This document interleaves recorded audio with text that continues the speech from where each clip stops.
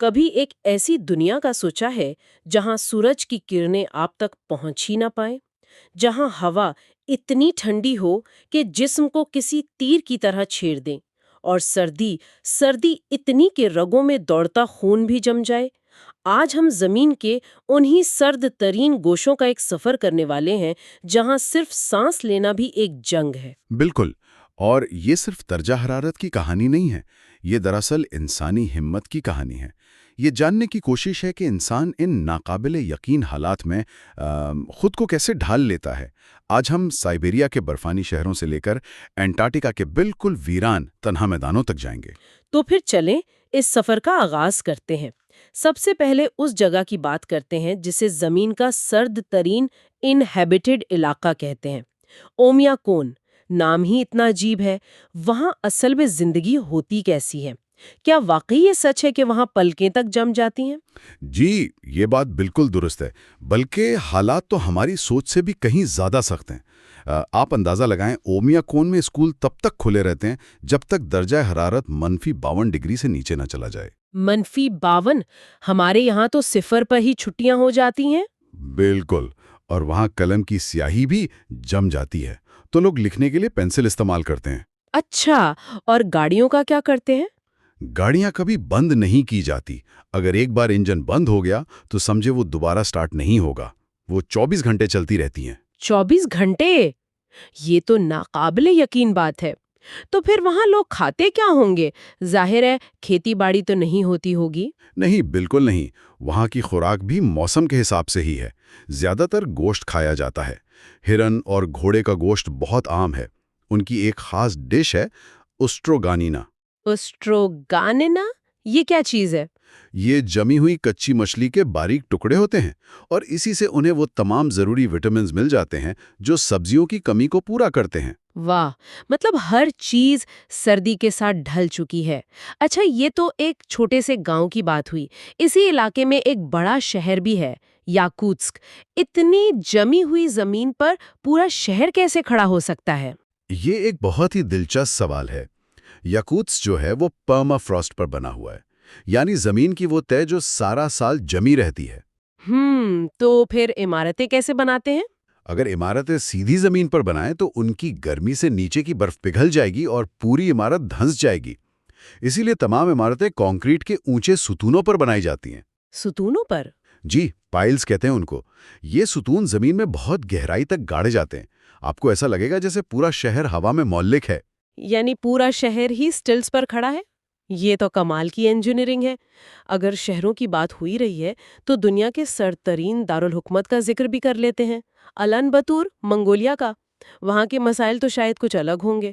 بالکل، الان بطور کا مسئلہ صرف سردی نہیں ہے بلکہ آلودگی بھی ہے۔ سردیوں میں درجہ حرارت -40 تک چلا جاتا ہے، اور شہر کی ایک بہت بڑی آبادی روایتی خیموں میں رہتی ہے جنہیں گر کہتے ہیں۔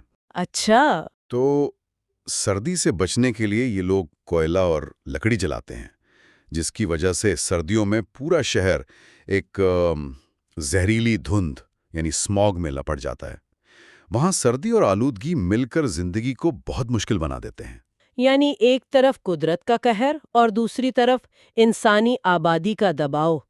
میں نے سنا ہے کہ روس میں ایک اور جگہ بھی ہے، ورخیانسک، جہاں صرف سردی ہی نہیں بلکہ درجہ حرارت میں بہت زیادہ اتار چڑھاؤ بھی ہوتا ہے۔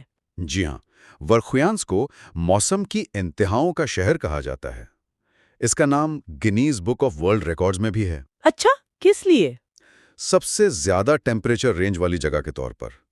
وہاں سردیوں میں درجہ حرارت -68 ڈگری سیلسیس تک گر سکتا ہے۔ -68؟ جی، اور گرمیوں میں یہی درجہ حرارت 38 ڈگری سیلسیس تک پہنچ جاتا ہے۔ کیا مطلب؟ یہ تو 100 ڈگری سے بھی زیادہ کا فرق ہو گیا۔ بالکل، تو وہاں کے لوگوں کو نہ صرف جان لیوا سردی کا مقابلہ کرنا پڑتا ہے بلکہ شدید گرمی کا بھی۔ یہ انسانی موافقت کی ایک بالکل ہی الگ مثال ہے۔ ٹھیک ہے، تو یہ تو وہ جگہیں ہو گئیں جہاں انسانوں نے بستیاں بنا لی ہیں، لیکن اب ان علاقوں کی طرف چلتے ہیں جو انسانی زندگی کے لیے ہیں ہی نہیں۔ میں ان تنہا ویران محاذوں کی بات کر رہی ہوں، جیسے انٹارکٹیکا کا وسٹوک اسٹیشن۔ میں نے اس کے بارے میں کچھ بہت ہی عجیب باتیں پڑھی ہیں۔ وسٹوک اسٹیشن، اسے آپ زمین پر جہنم کا سرد ترین ٹکڑا کہہ سکتے ہیں۔ वहीं पर ज़मीन का सबसे कम दर्जा हरारत रिकॉर्ड किया गया था, -89.2 डिग्री सेल्सियस। -89.2। जी, इस दर्जा हरारत पर स्टील भी शीशे की तरह टूट जाता है। हवा इतनी खुश्क होती है कि जिस्म की नमी फौरन खत्म हो जाती है। और एक बहुत ही अजीब बात, वो क्या? वहां जब आप सांस लेते हैं तो आपकी सांस में मौजूद नमी फौरन बर्फ के क्रिस्टल बन जाती है और इससे एक हल्की सी सरसराहट की आवाज पैदा होती है।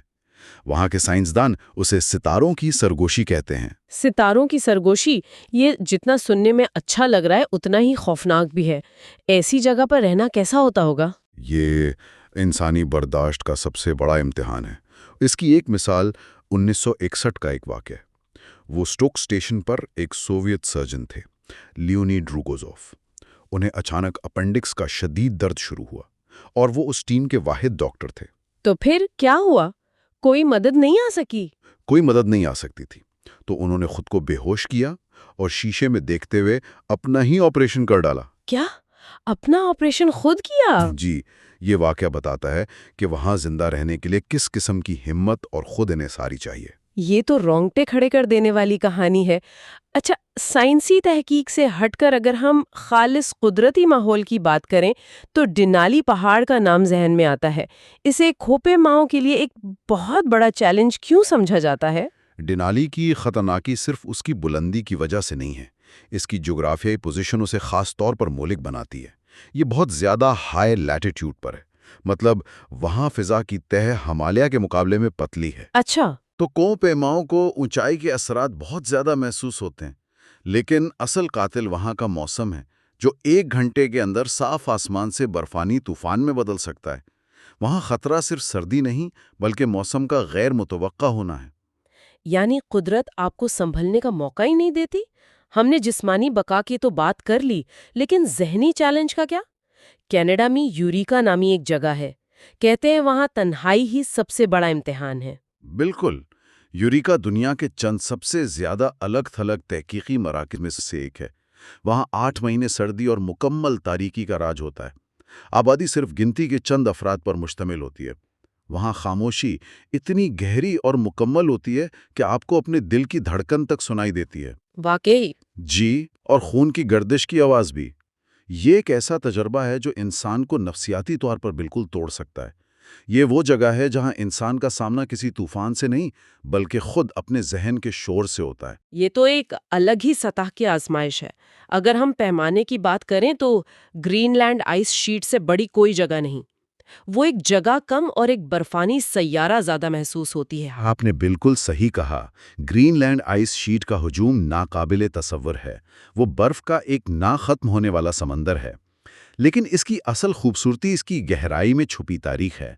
साइंसदान बर्फ में ड्रिलिंग करके आइस कोर्स निकालते हैं। Ice course? जी, उनमें हजारों साल पुरानी फिजा कैद होती है। उन बर्फ की तहों को पढ़कर वो जमीन की आबो हवा की तारीख का मुताला करते हैं। तो इस बर्फानी फर्श पर चलना गोया वक्त के सफर पर निकलने जैसा है। ठीक है, अब इस गुफ्तगू को इसके उरूज पर ले जाते हैं। जमीन पर सर्दी का आखिरी महाज, वो जगह जहां दर्जे हरारत अपनी तमाम हदें पार कर जाता है। मैंने एंटार्क्टिका में डोम फोजी और डोम ए जैसे नाम सुने हैं। ये वोस्टॉक से भी ज्यादा शदीद हैं क्या? जी, ये जगहें एंटार्क्टिक सतह मुर्तफ़ा के बुलंद तरीन और सर्द तरीन मकामात हैं। डूम फूजी एक जापानी तहकीकी मरकज़ है, जहाँ नाकाबिले यकीन सर्दी होती है। लेकिन हकीमी इम्तिहान वो डूम ए को ही समझा जाता है। ये एंटार्क्टिका का बुलंद तरीन बर्फानी गुंबद है, सतह समंदर से 4000 मीटर से भी ज़्यादा बुलंद। तो डोम ए को इतना खास क्या चीज बनाती है? डूम ए में 3 चीज़ें एक साथ जमा होती हैं: इंतहाई कम दर्जा हरारत, बहुत ज़्यादा बुलंदी और ज़मीन पर सबसे खुश्क हवा। ये इम्तिजाज इसे एक अजनबी सियारे जैसा बना देता है। वहाँ की फ़िज़ा इतनी साफ़ और मुस्तहकम है कि इसे ज़मीन पर फ़ल्कियात के लिए बेहतरीन जगह माना जाता है। अच्छा, यानी सितारों को देखने के लिए? जी, वहाँ से कायनात का नज़ारा किसी भी दूसरी जगह से ज़्यादा वाज़े होता है। लेकिन वहाँ पहुँचना और काम करना इंसानी सलाहियतों का आखिरी इम्तिहान है। खामोशी इतनी मुकम्मल है कि लगता है आपकी सोच भी मुंजमद हो गई है।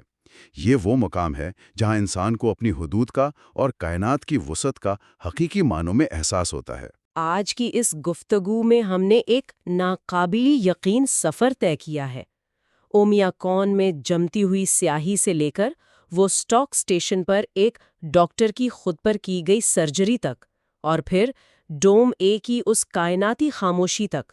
ہم نے دیکھا کہ انسان کس طرح زمین کے سرد ترین مقامات پر نہ صرف زندہ رہتا ہے بلکہ اپنی ہمت اور ذہانت سے قدرت کو جواب بھی دیتا ہے۔ اور ان تمام مقامات پر ایک چیز مشترک ہے، ایک گہری خاموشی اور تنہائی۔ یہ وہ خاموشی ہے جو انسان کو اس شور بھری دنیا سے نکال کر اپنی ذات کے سامنے لا کھڑا کرتی ہے۔ یہ جگہیں صرف جغرافیائی مقامات نہیں بلکہ خود شناسی کے مراکز بھی ہیں۔ ہم نے یہ تو جان لیا کہ انسان ان شدید حالات میں کیسے زندہ رہتا ہے، لیکن یہ سوچنے کی بات ہے کہ یہ انتہائی موافقت ہمیں انسانی زندگی کی حدود کے بارے میں کیا سکھاتی ہے؟ کیا زمین کے یہ برفانی ویرانے ہماری آنے والی نسلوں کے لیے ایک طرح کے تربیتی میدان ہیں، جب وہ نظام شمسی کے سرد اور اجنبی سیاروں پر قدم رکھنے کا خواب دیکھیں گے؟